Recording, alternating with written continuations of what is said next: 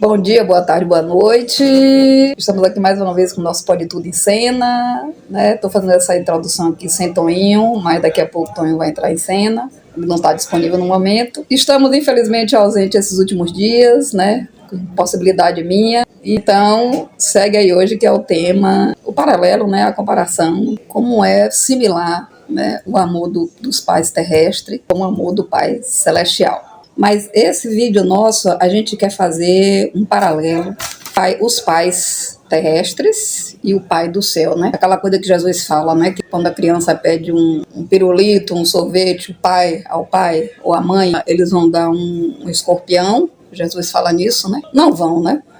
Os pais terrestres fazem tudo para agradar os seus filhos. E aí a minha pergunta, você tem alguma dúvida que o Pai do céu é igual, sem dúvida nenhuma, infinitas vezes melhor do que nós, os seres humanos? Então eu vou até falar aqui uns versículos que está em Jeremias 29:11, porque sou eu que conheço os planos que eu tenho para você. Planos de fazê-los prosperar, não de lhe causar danos, nem sofrimento, nem frustração, mas planos de dar a vocês esperança para o futuro e para a vida eterna. Essa é a mensagem do Pai para nós. E tem mais, né? Tem muitos versículos onde ele declara, né? Deus não quer que nenhum de seus filhos se perca, mas que todos tenham acesso à vida eterna, né? Não é porque o homem é mau que ele quer que o homem morra. Ele não quer que nenhum de seus filhos morra. Quer antes que os seus filhos se arrependam, né? Todos esses vilões aí da política, do tráfico de drogas, esses vilões aí que provocam as guerras,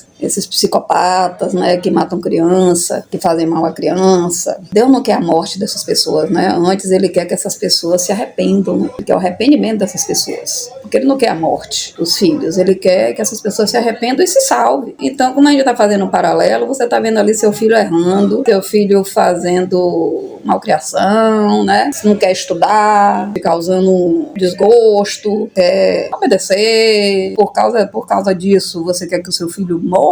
Assim é Deus. Por mais que seu filho seja desobediente, por mais que seu filho seja insubmisso, por mais que ele não queira te obedecer, você jamais vai querer que ele morra. Ah, não tá me obedecendo, eu quero que morra, vou matar. Não existe isso, né? Infinitamente melhor do que a gente é Deus, né? Ele dá infinitas chances pra gente se arrepender, né? Ele quer que a gente se salve, ele não quer perder nenhum de nós. Agora, aqueles que não vão se arrepender nunca, que vão morrer ali rejeitando a luz, rejeitando a palavra, rejeitando Jesus, aí esses terão o julgamento, né? Segundo a justiça divina. Mas todos aqueles que um dia vão se arrepender, ainda que seja no leito de morte, vai ter perdão, né? Vai ter o perdão, vai ter a salvação, né? E Deus foi tão bom que ele ainda deu o filho dele como sacrifício quando nós ainda éramos pecadores. Ou seja, o Senhor nos amou primeiro. Não precisou a gente parar de pecar para ele amar a gente. Não precisou a gente ficar puritano, não precisou a gente parar de mentir, parar de pecar, parar de cometer excessos, parar de fazer mal ao outro, né?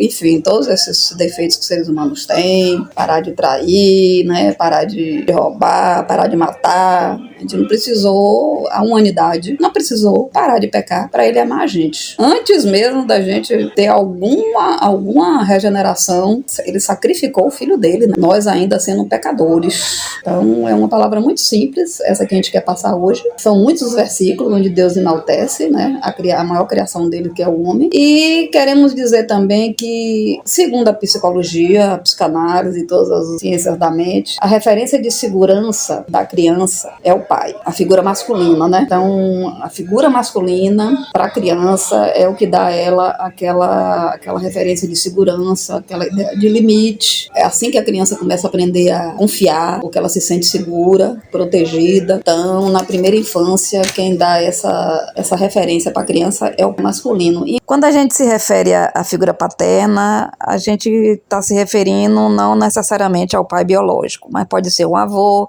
um tio, um irmão mais velho, um cunhado, qualquer presença masculina que seja para a criança uma referência.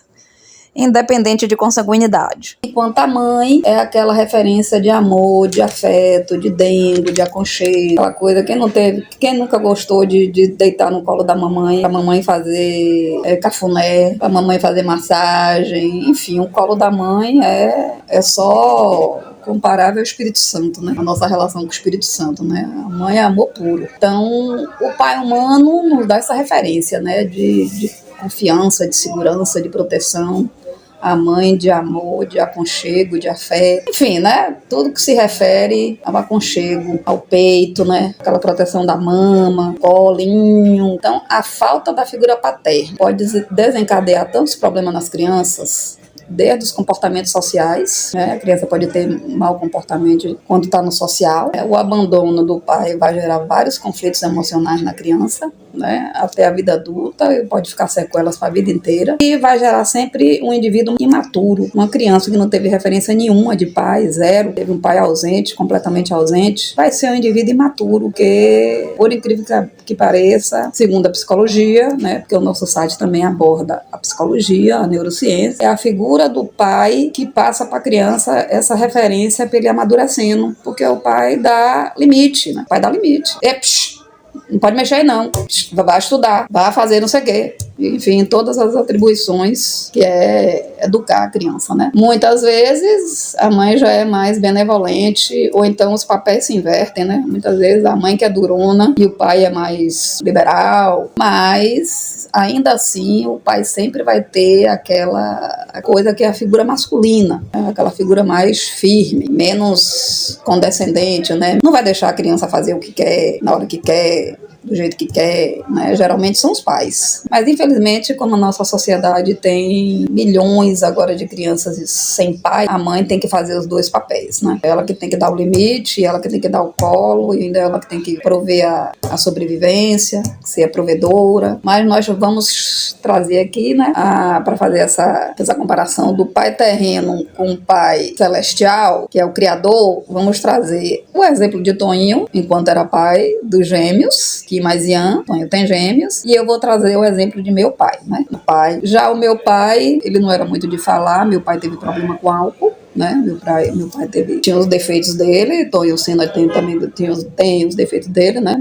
Mas enquanto pai, eu não posso negar que meu pai foi muito misericordioso comigo, porque o tanto que eu aprontava, eu jamais fui repreendida com violência, com surras, com espancamento, nada disso, muito pelo contrário. Eu vou contar casos aqui engraçados que eu vivi com meu pai. Tá certo? Então, essa introdução aqui eu tô fazendo sem Toinho, mas o vídeo é com Toinho, tá bom? E voltaremos em breve. Tema simples, onde a gente precisa, né? Eu acho que a humanidade precisa nesse momento é sentir amado por Deus. Que a gente precisa nesse momento é sentir que Deus nos ama, ainda nós sendo pecador. Por quê? Se ele sacrificou o filho dele com a gente ainda sendo pecador, imagine agora, para todos nós que já aceitamos, somos um país cristão, nossas civilização, nossa cultura é cristã, acho que as pessoas precisam entender e as igrejas precisam divulgar cada vez mais essa realidade, né, que Deus nos ama, ainda nós sendo pecadores. É lógico que ele não passa a mão na cabeça da gente. Então vamos com a experiência de Toinho enquanto pai de gêmeos. Você, quando foi pai de Kim mais Ian, pequenininho, quando os meninos eram pequenininhos, dá o seu testemunho aí. Você ficava atrás dos meninos, porque Toinho é pai de gêmeos. Então, nós sabemos que gêmeos é o dobro do trabalho, né? De pintar o set e tudo. Você ficava atrás dos seus filhos, apontando o dedo dos seus filhos? Eu ficava dizendo... Acusando, quebrou, você não estudou, você não estuda. Eu ficava dizendo, você é maravilhoso, bonito, forte, inteligente. É verdade, eu sou rico, feliz. Isso que eu ficava dizendo sempre. Eu segurava eles pelo pé, assim, de cabeça para baixo e dizia, super-homem, ó, super-homem, assim, fazia isso. Então, você como um pai terreno, você não é o todo-poderoso, não é perfeito, você enaltecia seus filhos o tempo todo, né? Elogiava seus filhos o tempo todo. Bom, Toinho lembrou da experiência dele, né, com os filhos dele, que ele sempre sempre botou os meninos pra cima, né? Sempre dizia pros meninos que eles eram inteligentes, eles eram bem-sucedidos, sadios, inteligentes, fortes, espertos. E me acostumei a vê-los assim. E desde muito pequenininhos, eles tinham, né, o pai deles tinham essa prática, né? O pai dele tinha essa prática. E de ver eles assim, desse jeito. E queria também lembrar de uma situação com meu pai, que foi uma vez que meu pai tinha um mercadinho, né? O nosso pai tinha um mercadinho, que funcionou durante mais de 20 anos e meu pai, ele vendia praticamente tudo dentro desse mercadinho, então era muito entre e sai de fornecedores, vendedores, etc. E eu ficava observando, né, as pessoas preenchendo as notas fiscais. Eu gostava, eu me interessava por aquelas pessoas que preenchiam notas fiscais. Aí um belo dia, eu com 5 anos, 6, eu estava aprendendo a escrever, quando me deu vontade de pegar aquele talão de nota fiscal do meu pai e encher de rabisco. Só que nota fiscal é uma coisa séria, né? Nota fiscal é uma coisa séria, é uma coisa que a Receita Federal fica em cima, acaba em multa, penalidade, isso e aquilo, é um negócio complicado, nota fiscal. Riscar nota fiscal é crime. É crime, né? Pois eu peguei esse talão do meu pai e rabisquei todo, porque eu me achei assim que eu era contadora, ou que eu era vendedora, fornecedora, eu simplesmente imitei o que eu vi os vendedores fazendo. Só que quando minha mãe viu aquilo, minha mãe entrou em pânico. Taninha, não pode, não sei o que. Eu não sabia, né? Eu era criança, não sabia. E minha mãe me deu aquela bronca e eu tomei um susto, fiquei com medo, né? Do qual ia ser a reação do meu pai. Ai, meu Deus, Miguel tá chegando, quando ele vê isso, não sei o que. Só tem que quando meu pai chegou, eu morrendo de medo do meu pai, quando meu pai chegou, que viu aquela minha peraltice, ele se acabou de rir, ele deu muita risada. E acabou o drama ali. Pra meu pai não foi drama nenhum, foi engraçado, né? As consequências que teve, junto à Receita Federal, né? Eu sei que meu pai achou engraçado, porque, né, quando uma criança risca a parede toda de batom, é engraçadinho, né? É uma gracinha, né? A criança ser ela mesma. E eu não fiz por maldade, eu não fiz pra irritar meu pai, eu fiz por pura inocência e criatividade, né? Foi um tipo de criatividade da minha parte. Aí quando ele viu, ele não aguentou, ele se acabou de rir, né? Eu nunca levei uma surra de meu pai, em momento nenhum, nem sequer uma bronca eu levei, mas ali eu entendi que não era pra eu repetir, porque minha mãe me explicou o tanto que era grave e até crime, forjar ou riscar. E você podia tomar uns 3 cascudos de pelo menos isso eu poderia ter tomado, mas não tomei. E ainda assim, entendi que aquele talão de nota fiscal não era brincadeira de criança, porque eu não sabia nem escrever ainda, verem o tanto que eu era criança, nem saber escrever, eu sabia ainda, eu só rabisquei, que era uma forma de imitar os fornecedores. Botou um monte de estrela. Botei estrela, botei ondinha, né, porque eu queria escrever, eu queria aprender a escrever de qualquer jeito, preencher aqueles espaços ali, então... E da outra vez também que eu perdi o ano, eu lembro que eu perdi a 3ª série e eu mais uma vez morrendo de medo de qual seria a reação do meu pai. Meu pai gostava de beber e quando eu perdi o ano eu fui toda sem graça, toda envergonhada, né? Dizia ele que eu perdi o ano. E como meu pai quando bebia ele era muito engraçado, ele era muito irônico, muito brincalhão, né? Ele ainda gozou com a minha cara, né? Ele gozou com a minha cara, me deu parabéns pra você, gozando com a minha cara, logicamente. Não se preocupe não que o ano que vem você passa! Daquele jeito que ele sempre era, quando ele bebia, que ele ficava engraçado, festeiro, piadista. E aquele terror que era para as crianças da minha idade perder um ano, pra mim foi até uma piada, foi um motivo de piada. Porque meu pai fez disso uma piada. Eu, tipo assim, e daí? Perdeu um ano? É o fim do mundo? Perdeu um ano? E aí também, depois disso aí, eu nunca mais perdi um ano, só passava com 8, 9, 10. Não, eu tive vários momentos bons com meu pai, porque ele agiu realmente como os pais deveriam agir, né? Que hoje em dia as crianças, quando perdem um ano, elas são penalizadas, né?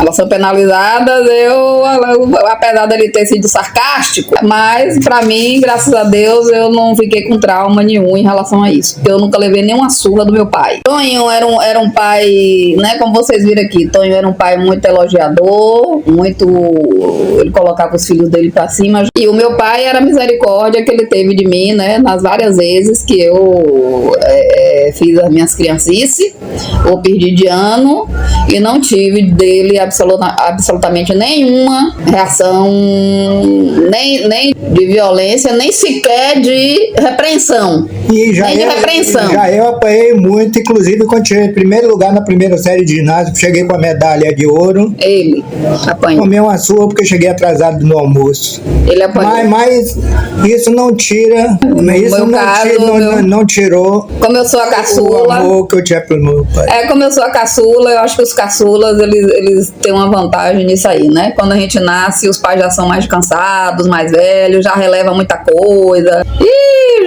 já teve vários filhos. Meu pai com minha mãe teve 7 filhos, teve outros problemas que eles tiveram que superar. Não ia ser um filho perder um ano que isso ia acabar com o dia dele e nem com o meu dia. Ele fez disso uma coisa feliz, engraçada e alegre, do mesmo jeito que foi com a nota fiscal. Então, assim, são pais terrenos, tanto o Toninho com os filhos dele como o meu pai. São pais terrenos, com defeito, cada um com seus defeitos peculiares, mas eles foram altamente compassivos, tiveram compaixão, mas é o paralelo que a gente quer fazer sobre o Deus Altíssimo, né, que é santo, é o Deus santo, mas que ele está aí pronto para perdoar, para relevar as nossas falhas, até porque ele sabe a hora que a gente vai falhar, ele sempre vai saber.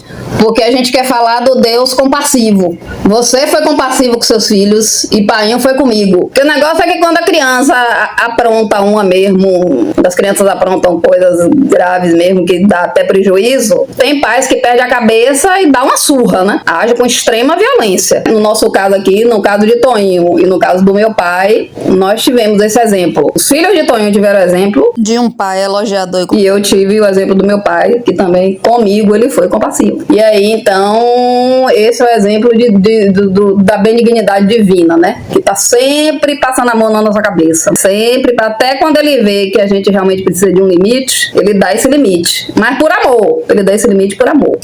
Então, nas escrituras dizem que Deus faz isso com a gente também o tempo todo. As profecias que ele passava para os profetas, a todos os profetas, a todos os sacerdotes, era a declaração de amor dele por nós. Mas não é isso que a gente sente, né? A gente sente o tempo todo uma sensação assim de acusação. Assim, como você é um ego, você não consegue ver a maravilha da vida, que é o ego da gente que não tem julgamento de tão errado que é. Quer você ir lamear a você mesmo, a vida que você tem dentro de você, que é maravilhosa, iluminada. Tá na Bíblia, centenas de versículos onde o Pai nos enxerga. Com nossos defeitos, Ele nos ama mesmo assim. Isso.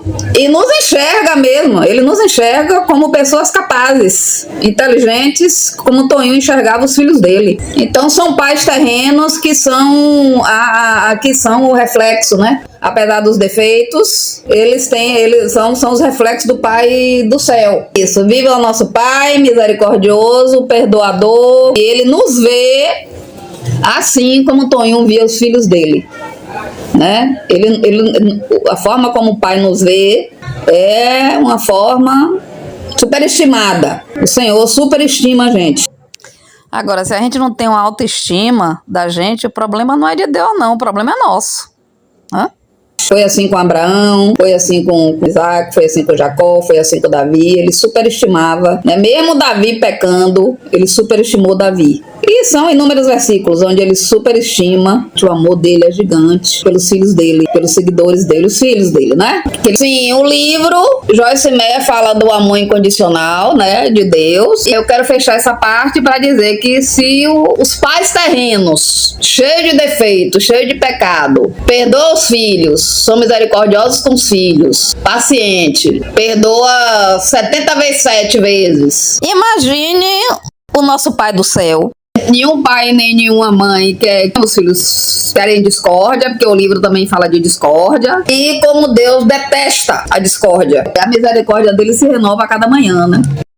Nós estamos, na verdade, fazendo uma revisão do livro, né, da Joyce Meyer, que a gente já apresentou aqui. Com esses vídeos, eu bater nessa tecla. O amor incondicional de Deus, do Altíssimo, que mandou o filho dele, sacrificou o filho dele, para que a gente fosse salvo e tivesse, ó, passagem direto para a vida eterna, tá certo? Beijo. Eu não sei como já notei que eu sou bonito e me sinto bem, meu bem, então bem. Botei uma pedra na bruta, a culpa vem. Tirei a perna da pulga, então vem. Escure onde quiser, você é minha mulher, vai procurar viver bem.